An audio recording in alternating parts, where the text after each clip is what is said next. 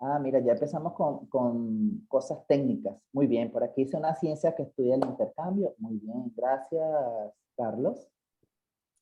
Yo puedo decir algo, Alex. ¿Cómo no, Patricio? Dígalo ahí, Sí, ¿qué es economía? hace unos meses estaba buscando qué significaba y decía que era como la administración o manejo de los recursos que tienes en tu hogar y también en el entorno, porque eco sería como esa casa. Ah, muy Así bien, que me gustó excelente. esa definición. Muy bien. Y por aquí Ana nos comparte el resultado de intercambio entre personas. Y Julio, bienvenido Julio, dice que la administración de los recursos que por naturaleza son escasos. Muy bien. Ahora le quiero agregar algo. ¿Qué es solidaridad? ¿Sí? ¿Quién me puede decir ahí? Levante la mano o escribe en el chat.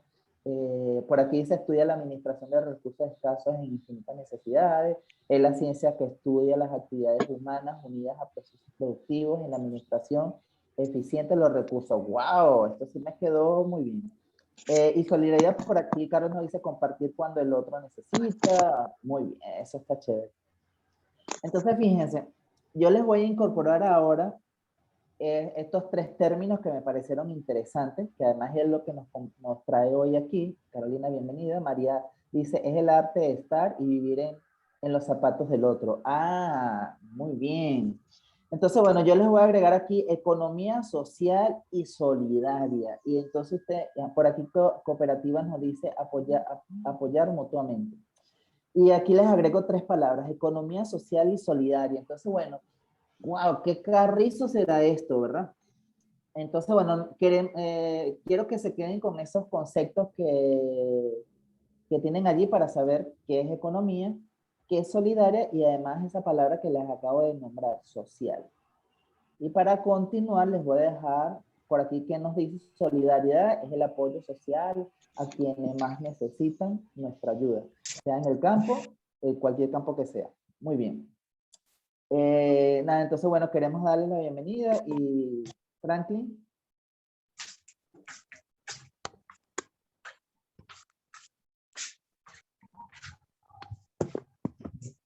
Ok, pues le damos la bienvenida a todos y agradecidos por dedicar este tiempo para el análisis de lo que es la economía social y solidaria. En este caso vamos a escuchar a Luis, que Luis es el autor del libro Nuevos protagonistas para el cambio, el impacto de la economía social y solidaria. Luis es un compañero venezolano. Actualmente está en Caracas, vive en Caracas. Forma parte, tengo la virtud de formar parte de la cooperativa Gestión Participativa, de la cual formo parte del año 2003. Pero Luis tiene unos añitos en el movimiento cooperativo, creo que tiene, él nos explicará, pero creo que tiene casi 50 años en esta lucha de la promoción de la economía solidaria. Y no solamente la promoción, de la vivencia. Luis aquí en Venezuela y en varias partes de Latinoamérica ha apoyado la construcción de varias cooperativas. Luis se ha dedicado toda su vida a la construcción de esas experiencias solidarias. Además de eso, es licenciado en filosofía con maestría en planificación y desarrollo social. Tiene estudios en sociología, en economía, administración, dinámica de grupo y, por supuesto, economía solidaria. Y algo que él no le gusta decir, pero a lo mejor nos puede hablar un poquito de eso. Luis tiene estudio de astrología, también es astrólogo. ya nos dirá un poquito sobre eso. Pero bueno, también, como les dije, es integrante de la cooperativa de gestión participativa, que formamos parte de la red Secosesola acá en Venezuela. Luis ha participado en la Central Cooperativa Nacional de Venezuela, Seconave, y en otras organizaciones en Latinoamérica, como por ejemplo en Colacot, en la Cooperación Latinoamericana de Cooperativas Mutuales, en la ASI y fue superintendente nacional de cooperativas acá en Venezuela. Ha participado en proyectos de la Reunión Especial y el PNUD en años, hace muchos años, ¿no? Pero bueno, ese es Luis. Ahora escuchemos a Luis, que nos hablará sobre de qué se trata el libro Nuevos Protagonistas para el Cambio Global. Pero Luis, quisiéramos que comenzara. ¿Cuál es el punto de este libro? ¿Por qué ese libro?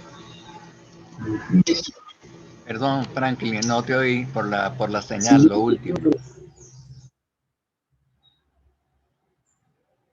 No oí tu pregunta, Franklin.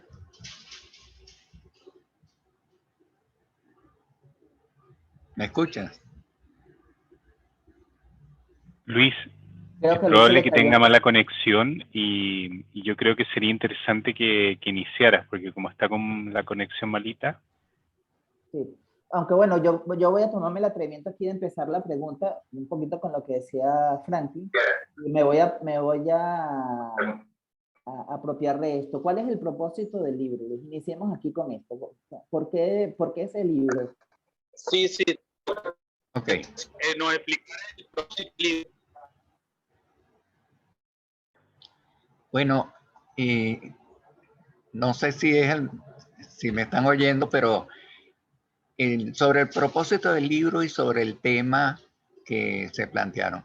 Bueno, el propósito del libro es que le hemos dedicado toda la vida a todo lo que son experiencias de la organización comunitaria solidaria, de la economía solidaria. Y en medio de esa experiencia hemos sentido en nuestra vida muchas contradicciones en el movimiento de la economía solidaria, de las cooperativas, de las mutuales. Algo inexplicable que, como verán en el libro, en este momento en el mundo somos más de 3.000 millones de personas incorporadas en experiencias de la economía solidaria. Para tener una idea, ¿qué es eso? Es más que cualquier religión, más que cualquier hablante de cualquier idioma.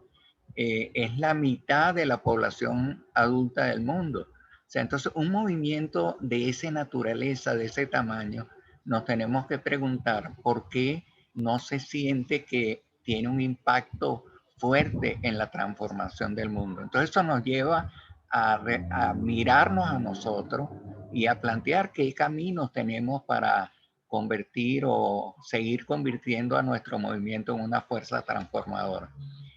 Digamos que es un poco la inquietud por compartir esos problemas y esa solución. Empezaron con la pregunta de qué era economía solidaria y hay un famoso filósofo, una persona de este mundo chileno, Luis Raceto, que hace un aporte muy importante en el tema de qué es lo que es economía solidaria. No es hacer economía como se hace normalmente y ponerle un parche que lo hacemos con solidaridad, somos buenos, la empresa que hacemos está preocupada por los demás. No, no es eso. No es tratar de ponerle un adjetivo, un calificativo a los hechos económicos. Es mucho más. Y él, ante la pregunta de qué es economía y qué es economía solidaria, él plantea que todo hecho económico orientado a generar productos, bienes y servicios para satisfacer nuestras necesidades, todo hecho económico se da con la presencia de varios factores. Está el capital, o sea, el financiamiento como un factor, está el trabajo, está las tecnologías, está la administración, o sea, están esos factores.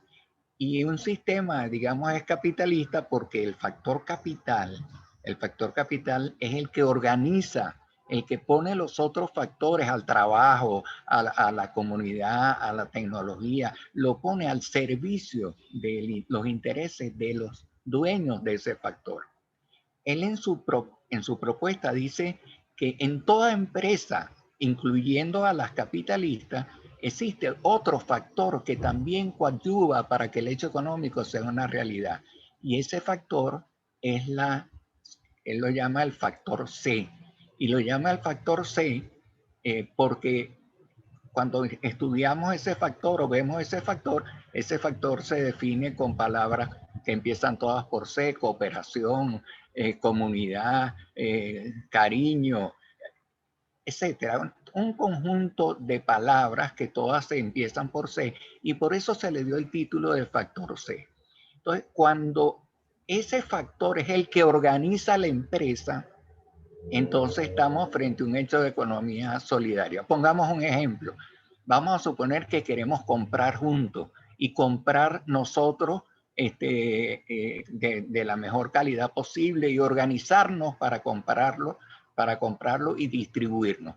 Cuando vemos ese hecho, es una comunidad que lo hace solidariamente, la que se convierte en el organizador de la empresa, se convierte en el protagonista de la empresa. Ya no es el capital es un recurso.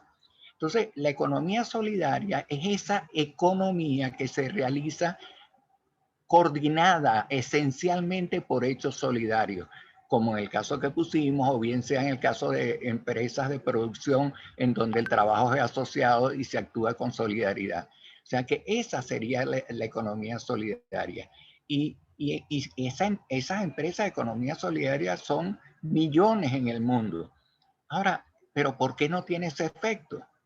Entonces, cuando se habla de transformar al mundo, nosotros nos planteamos caminos como espontáneos. Hay que tomar el poder. Es un primer camino que se plantea: tomamos el poder, porque si nosotros tomamos el Estado, entonces desde el Estado haremos las transformaciones.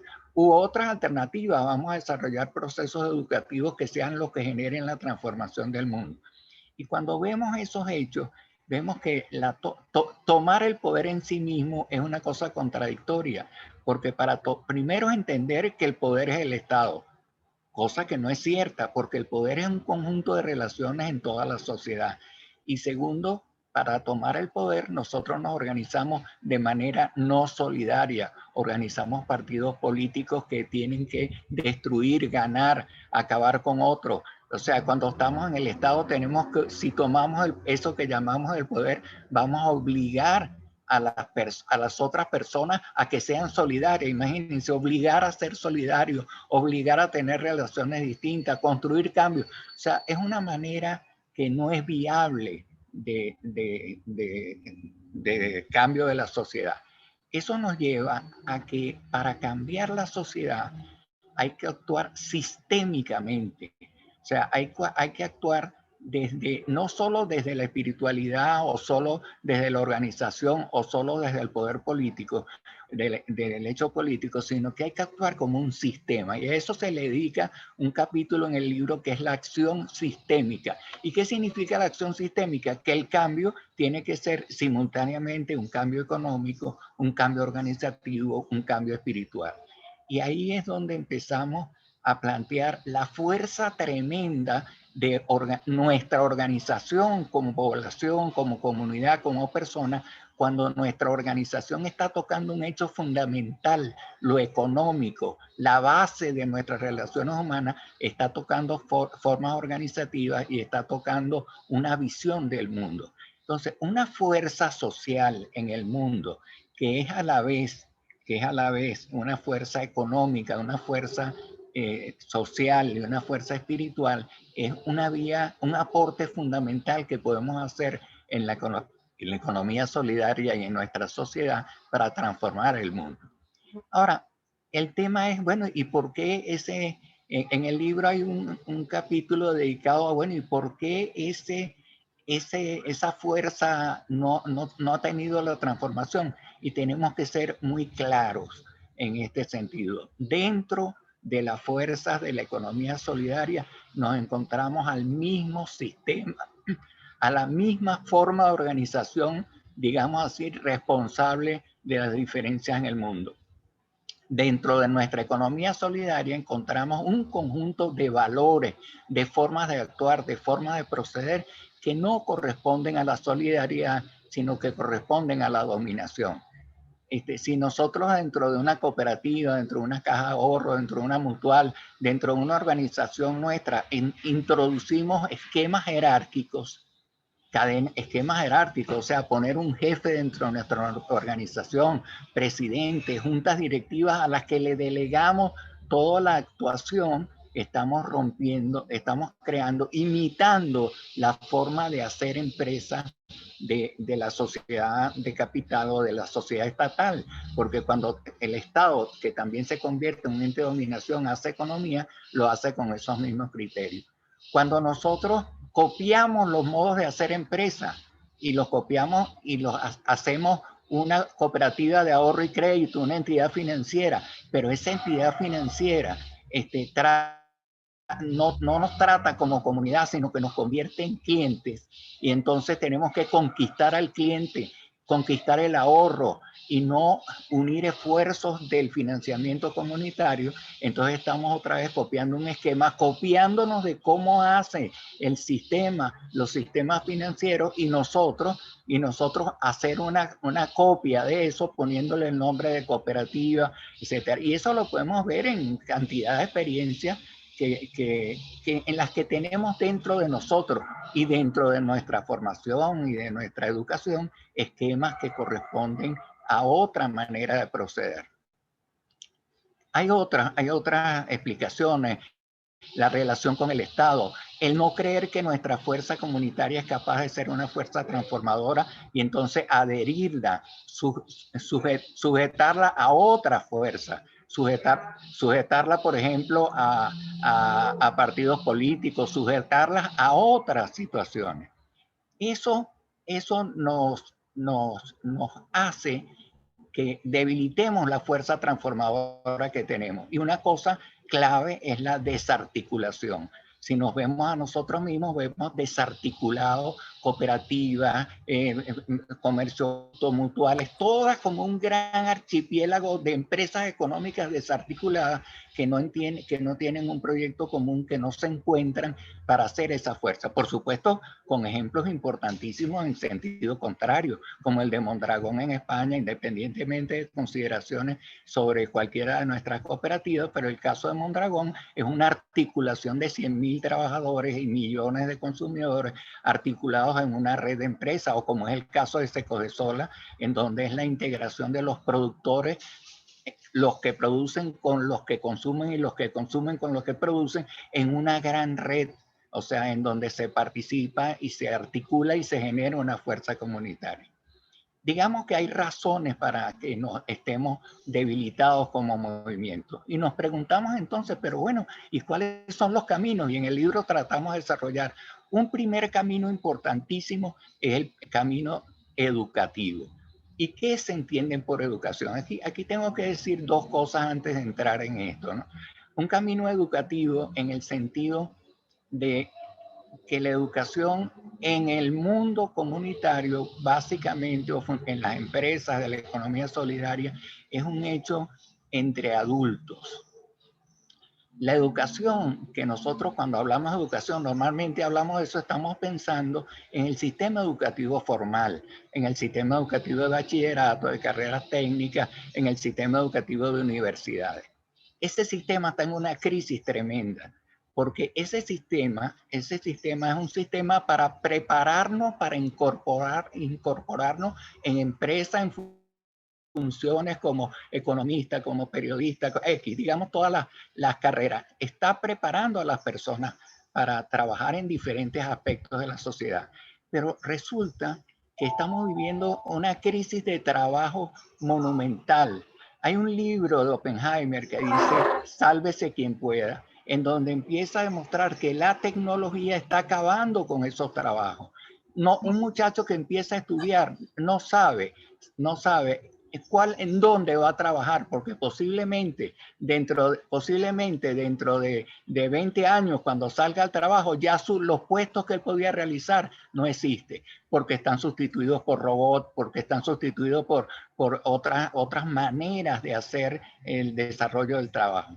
Entonces, esa educación, tan grave es la situación, que se está planteando en los que están en el término de la educación, en que la educación debe concentrarse en las skills, en las cualidades para hacer el trabajo y no centrarse tanto en qué tipo de cosas estudiar, porque es muy posible que no existe. Pero al lado de eso, sí se está dando una educación entre adultos, porque cuando tú estás en una empresa privada o una empresa pública, tú estás educado para ser un subordinado, para obedecer, para recibir órdenes, para no actuar solidariamente, para no actuar en equipo. Pero a la vez que ves eso, cuando tú estás en una empresa asociativa, tú te estás educando de una forma completamente distinta. Te estás educando en la participación, en la democracia, en el trabajo en conjunto, en esas cualidades que los teóricos de la educación del siglo XXI creen que son importantísimos desarrollar. O sea que la educación es una educación que tiene que darse en la vida. Y esa educación en la vida es en experiencias en donde tú puedas vivir y reflexionar de una forma distinta de hacer. En el libro se explican muchas experiencias de estas escuelas vivenciales. Quiero hacerle referencia a 4 de esas experiencias.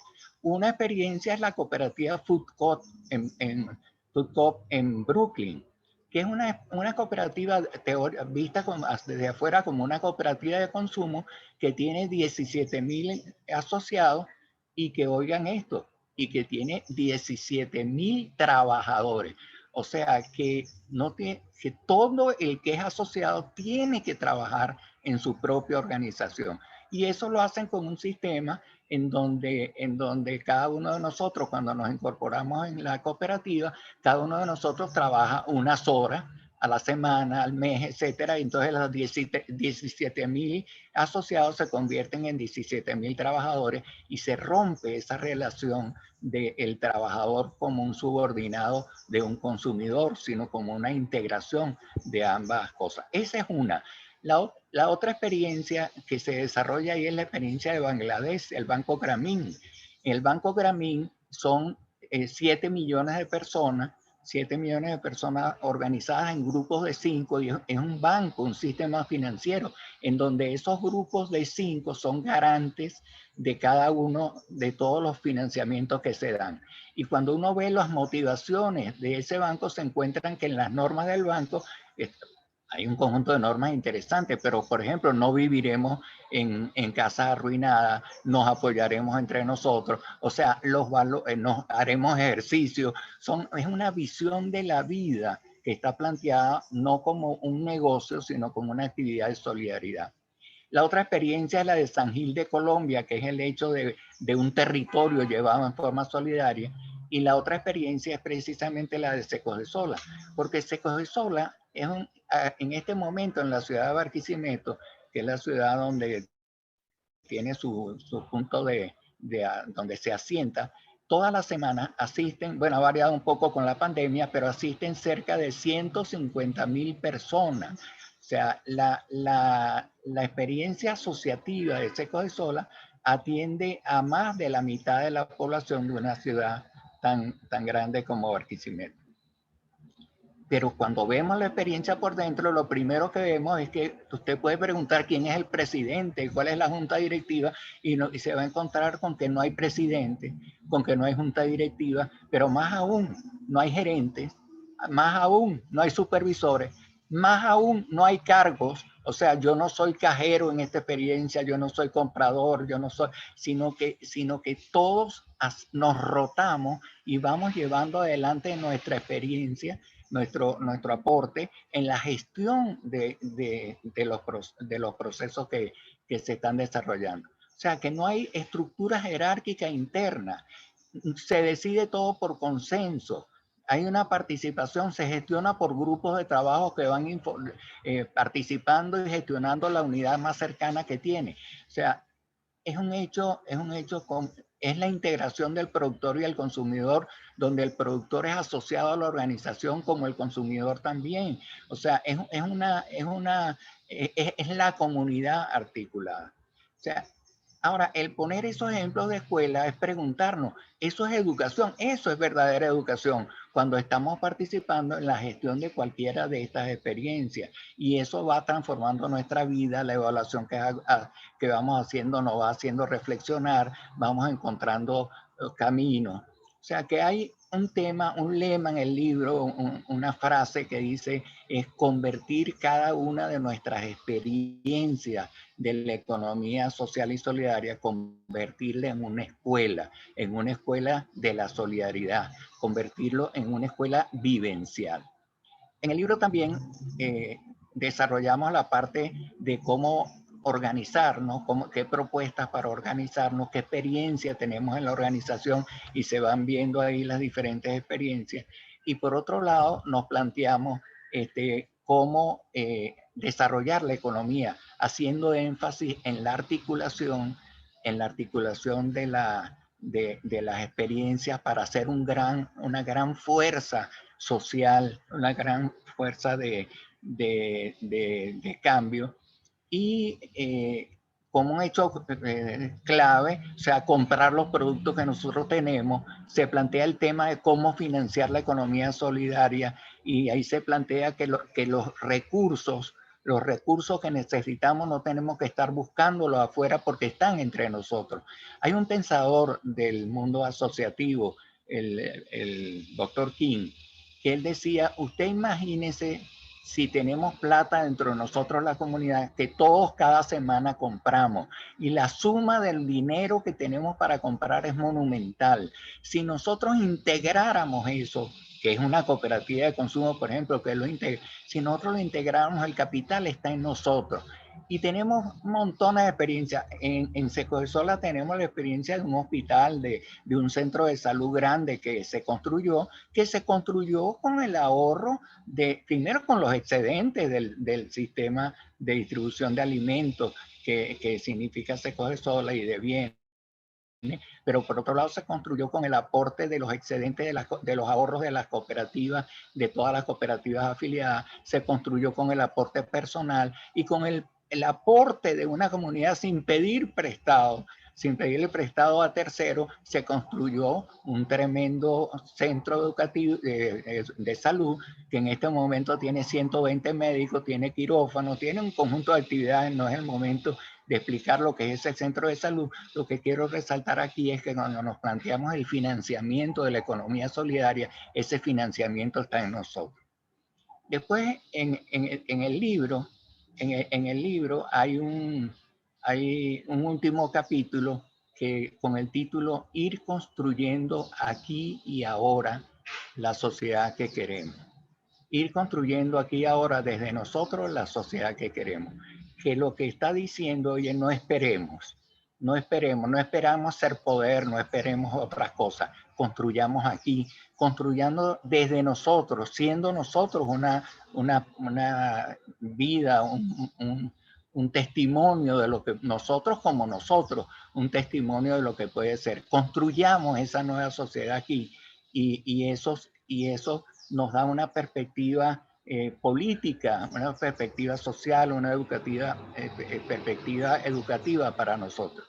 Y el libro termina con algunos cómo, con un conjunto de cómo hacer estas cosas. Entonces plantea la transformación individual y personal. No podemos hablar de solidaridad si en nosotros no hay un cambio, si no somos solidarios efectivamente. No podemos. Después plantea la necesidad de vernos como un movimiento, la necesidad de las alianzas con otros sectores sociales que también están en la lucha por la transformación de la sociedad. Se plantea el testimonio que podemos dar para las soluciones para el cambio climático, para la crisis de la democracia en el mundo, para la crisis del sentido de futuro del mundo. Ese más o menos, un poco rápidamente, y siento que el tiempo se nos está pasando, pero rápidamente quise hacer unas pinceladas de por qué el libro, de dónde parte, cuáles son sus objetivos centrales y cuáles son los cómo que se plantea para que nosotros podamos construir esa nueva sociedad que nos permita superar la dramática situación que estamos viviendo en el mundo. Oye, señor Luis, muchísimas gracias. ¿Qué digo mega resumen. Eso fue un extraordinario mix del libro. Pero entonces yo quisiera hacerle, voy a hacer aquí atrevido y voy a hacerle una pregunta, porque además en el libro y las cosas que nos comentó ahorita hablaba un poquito de construir juntos, transformación de la sociedad, y en función de eso va un poquito mi pregunta. Entonces, porque lo que he estado escuchando es como que vamos a ponerle ese un título como empresa privada. ¿Existe la forma o se puede establecer alianza con el Estado para construir una economía social y solidaria? Oye, yo creo que por supuesto que sí. Además hay experiencias importantísimas alrededor de eso.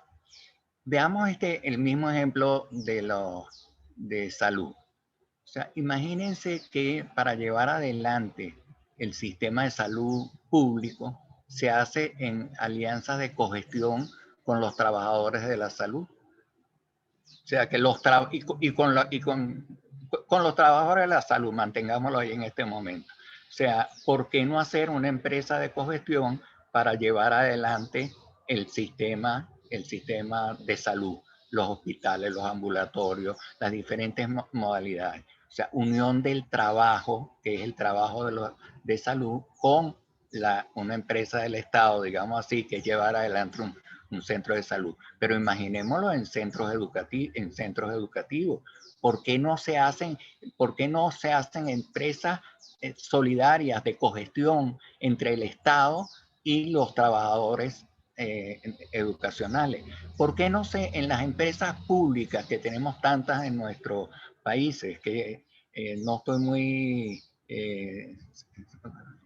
seguro de cómo es el sistema para el desarrollo del cobre en Chile, pero creo que es una empresa pública y ahí los trabajadores pueden hacer formas de participación y de cogestión donde el trabajo deja de ser dependiente, deja de ser un empleado asalariado del Estado y se convierte en una alianza de cogestión entre los trabajadores que tienen el conocimiento para llevar adelante esa empresa y el Estado como representante de la sociedad, cosa que podemos ver en cantidad de empresas que lleva el Estado en América Latina, los servicios de distribución de agua, de luz, etcétera. Y otras fórmulas, por ejemplo, en Santa Cruz de la Sierra, en Bolivia, el agua está llevado por una cooperativa de la comunidad, del agua de toda la ciudad.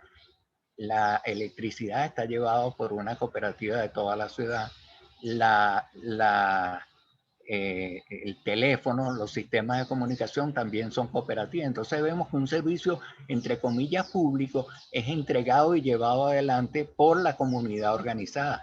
En la misma Bolivia, cuando el caso de Comibol, que es la corporación minera boliviana, quebró, en definitiva, durante muchísimos años, la producción minera de Bolivia fue llevada adelante por 100.000 trabajadores organizados en cooperativas. Otra vez encontramos como una delegación, digamos así, una concesión, utilicemos la palabra que mejor nos ayude a entenderlo, hacia la comunidad organizada, termina llevando adelante en forma democrática una actividad fundamental para el país.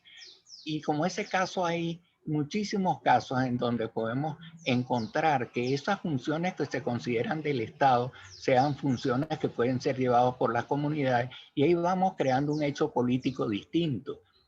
Perdón, quería además añadir en el caso de Uruguay, donde más de 30.000 familias tienen cooperativas por ayuda mutua, que ellos definen cuál es cómo es la organización, la construyen ellos mismos, la administran ellos mismos, y así hay 30.000 familias en Uruguay. Eso nos va llevando a formas de organización en la comunidad que sustituyen, entre comillas, vamos a decir mejor, que crean un nuevo Estado, unas nuevas relaciones, y esas nuevas relaciones en la base de la sociedad van creando una institucionalidad nueva.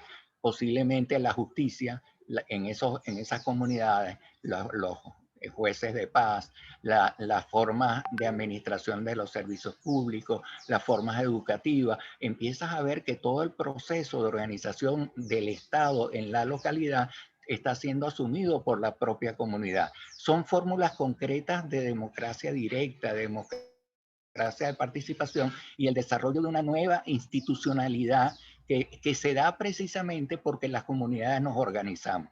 Y perdonen un poco el fastidio de repetir, y nos organizamos desde el hecho económico, desde un hecho que es como el esqueleto de la organización, lo que aguanta a la comunidad funcionando, que es la actividad que hacemos todos los seres humanos por abastecernos, por comernos, por prestarnos servicios públicos, que es algo fundamental. Cuando no incluimos el hecho económico, entonces hacemos actividades culturales que son muy importantes. No estoy negando nada, estoy hablando de lo sistémico, que ojalá integremos lo económico con lo organizativo y con el pensamiento en este camino de transformación de la sociedad.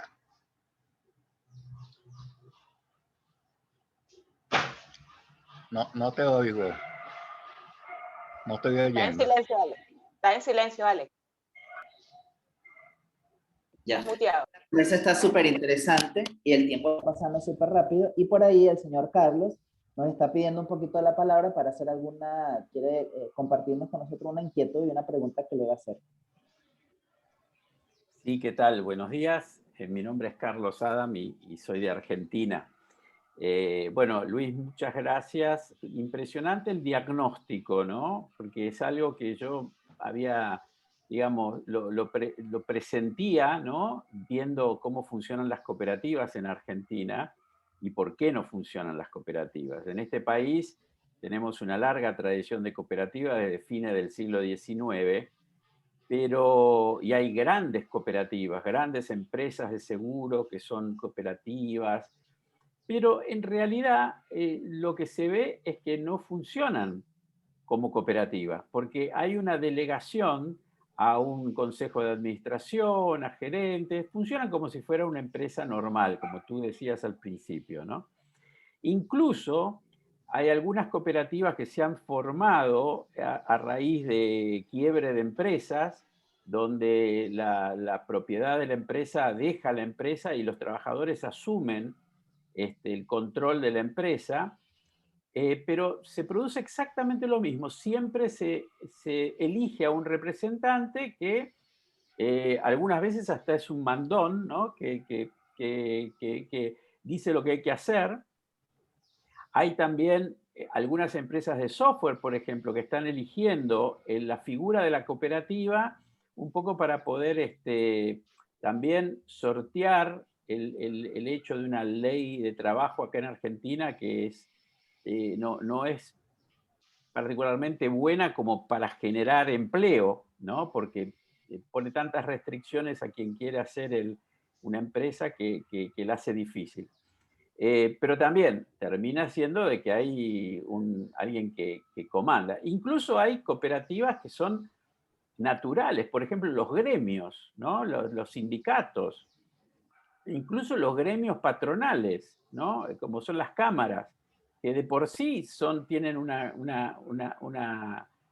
origen que es cooperativo, porque son los miembros los que la integran. Y sin embargo, por ejemplo, en los gremios también hay un tema de que es democrático, digamos, pero siempre hay un mandón que por 30 años está comandando el gremio. La gente no puede participar.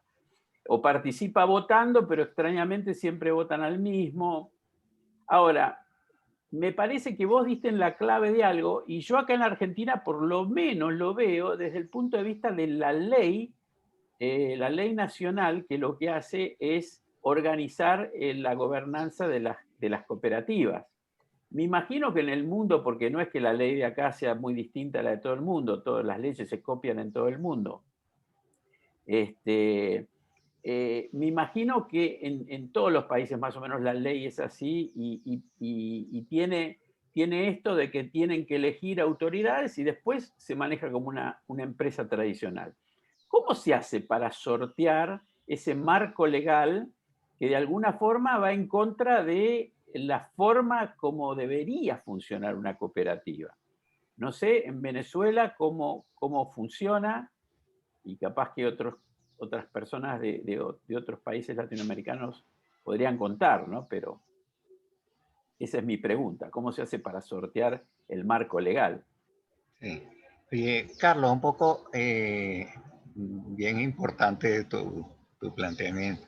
Un poco por lo de las leyes. O sea, nosotros tenemos que saber que en América Latina, porque en otras partes hay leyes mucho más amplias, y los esquemas jerárquicos no vienen tanto de las leyes, sino vienen de la cultura que está detrás y de los principios cooperativos y de la forma como se aborda. Ese es otro tema del libro. Pero que en América Latina, cuando con la ley, con la Alianza para el Progreso, una campaña de desarrollo del cooperativismo en América Latina, y se hizo con un modelo de ley que iba para todos igual, donde por supuesto contemplaba los sistemas de concentración, de delegación del poder en pequeños grupos, y más aún y otras cosas, la integración no desde la base de la comunidad, sino la integración sectorial, cooperativas de consumo, cooperativas de vivienda, cooperativas eléctricas separadas, pero no la integración que naturalmente debe darse en la base, porque somos una comunidad que no solo tiene intereses eléctricos o de consumo, sino que todo lo podemos organizar en forma solidaria, y la ley obligaba a parcelar. Ahora, haces una pregunta. Nosotros en Venezuela teníamos una ley igual a esa que estoy describiendo, pero nosotros en Venezuela empezamos a no hacer el caso a la ley. Cumplíamos formalmente con que teníamos el Consejo de Administración, etcétera, y esa figura, pero en la práctica empezamos a construir unas relaciones completamente distintas, de igualdad, sin jerarquía. O sea, hicimos nuestro proyecto, y ese proyecto fue generalizándose en las cooperativas. Por ejemplo, el cooperativismo en Venezuela, el tema no es largo, pero por la importancia del sistema funerario aquí, que como nos morimos, no importa de cuál cooperativa seamos y de cuál organización seamos, entonces se crearon sistemas en donde articulaban a diferentes organizaciones tomando en cuenta el tema funerario. Pero por esa experiencia y por nuestra voluntad de construir una forma distinta de llevar adelante, llegamos a un momento en que propusimos, llevamos con la fuerza de nuestro movimiento una ley de cooperativa, y esa ley fue aprobada. Tendríamos que entrar en los intríngulis, pero realmente ahorita la ley venezolana no exige o no establece que haya ninguna estructura jerárquica, y otra serie, el trabajo es asociado, y se reconoce en la ley que no puede haber trabajadores que dependan, porque imagínense qué cosa tan contradictoria en una organización comunitaria, que los trabajadores son tratados como externos y no como una parte fundamental de la dinámica que se está llevando adelante, dedicados a tiempo completo, mientras otros están dedicados parcialmente. En la ley el trabajo asociado quedó fundamentalmente establecido.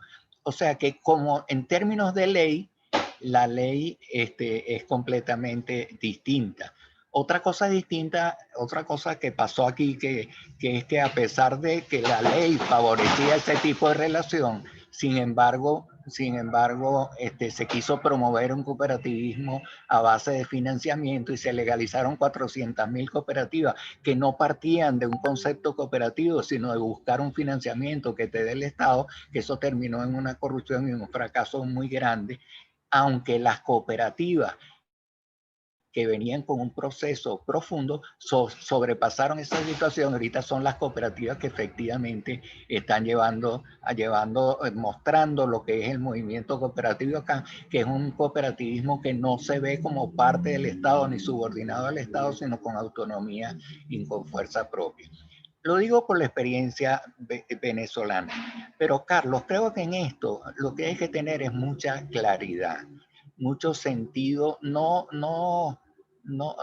reflexionar sobre lo que estamos haciendo y construir un movimiento bajo el nombre cooperativo, mutual, asociativo. El nombre quizás es lo de menos, de la economía solidaria, en donde todas las experiencias nos articulemos, nos integremos, y nuestra educación vaya a vivir esa vida nueva.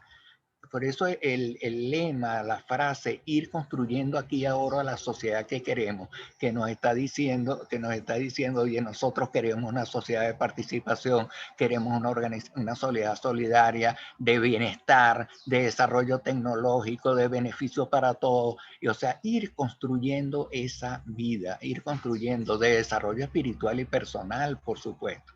Y entonces esa fuerza que vayamos generando es capaz de destruir leyes, de superar un poco la situación en donde estamos, que es una situación en donde una cultura jerárquica y de dominación está prevaleciendo y nosotros estamos construyendo una relación distinta. Por eso la importancia de eso de que construir millones de escuelas vivenciales, que en cada organización de nosotros, de la vida solidaria, ya dentro del esquema que se dé, esté en la reflexión permanente de las formas de hacer, de las formas de tomar decisiones, de las formas de vivir, de la forma de construir nueva sociedad.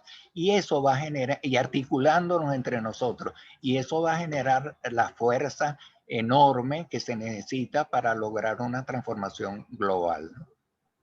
Gracias, Luis. Por aquí tengo unos comentarios, porque también, digamos, el formato que le hemos dado a estas conversaciones duran 1 hora. Ya nos queda, digamos, poquito. Voy a compartir algunas cosas que tenemos aquí en el chat. Sin embargo, una vez que cerremos digamos, la conversación para dejarla grabada, nos vamos a quedar unos minuticos para interactuar un poquito con Luis. Pero aquí hay unos detalles.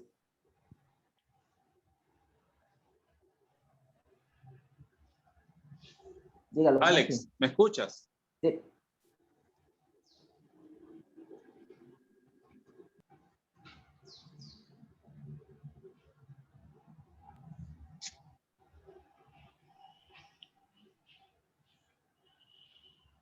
Franklin, te escuchamos.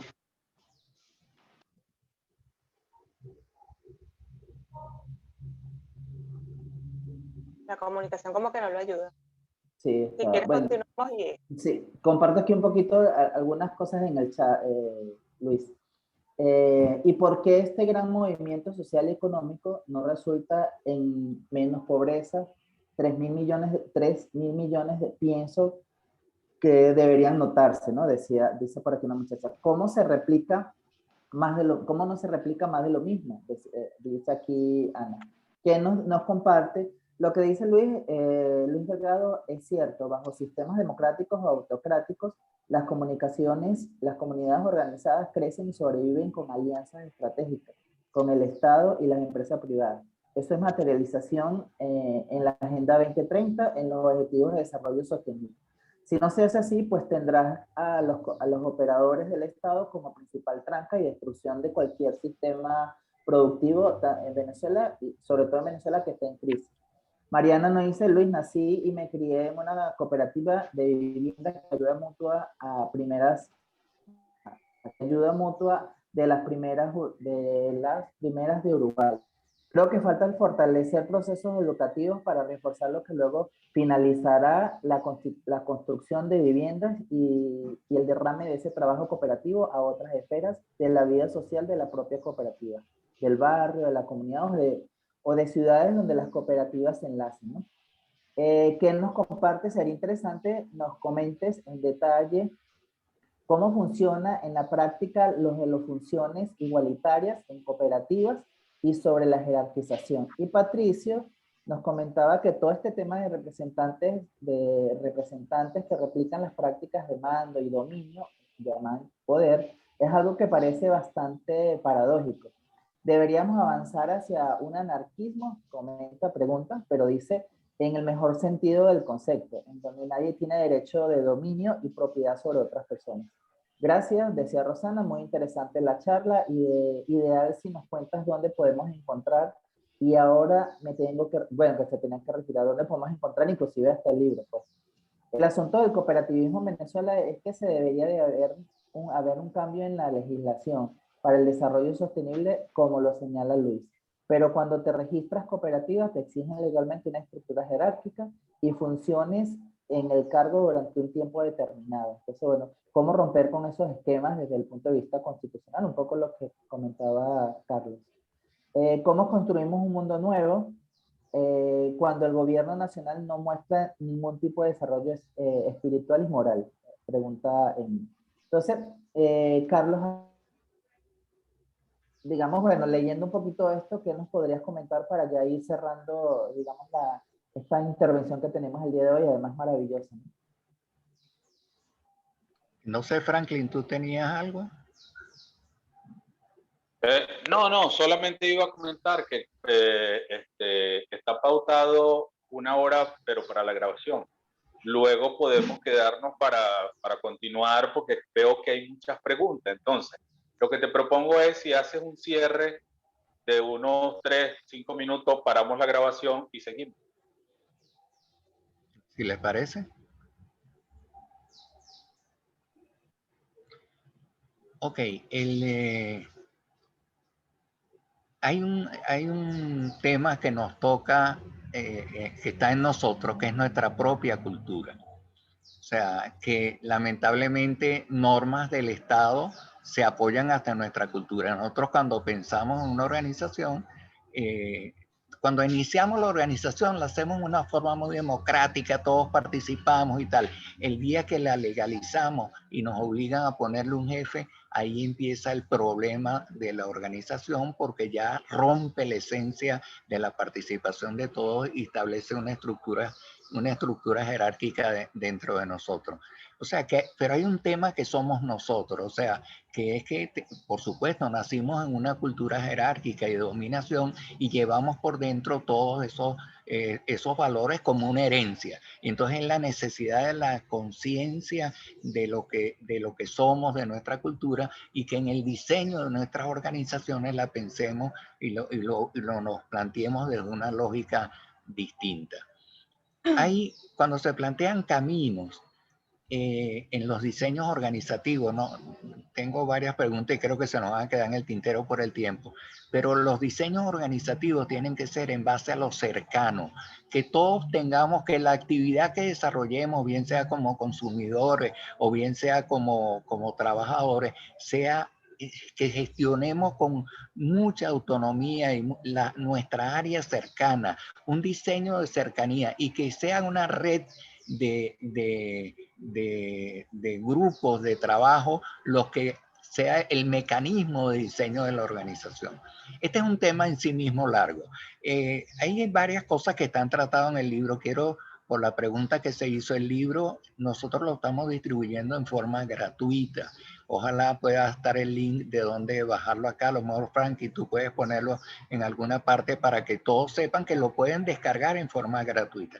También lo descargamos en forma gratuita y les pedimos a los que puedan y a los que quieran que hagan algún tipo de donación o aporte, porque indudablemente ha tenido costo y tiene costo todo el desarrollo y la promoción del libro. Pero los que puedan y los que quieran, pero se está solicitando como una colaboración, pero queremos que el libro esté al alcance de todo el mundo y que sea un libro que cualquiera pueda descargar.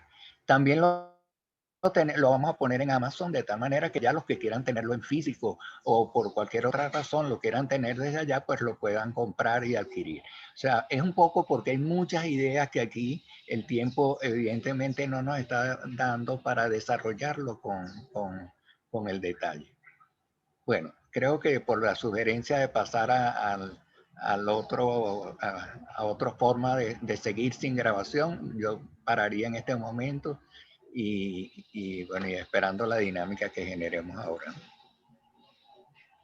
Bueno, Luis, muchísimas gracias por el espacio, por haberte, digamos, dado el tiempo de compartir con nosotros. Vamos a parar aquí la grabación y bueno, nos vamos a quedar un ratito como para seguir conversando ya un poquito más en intimidad, pues.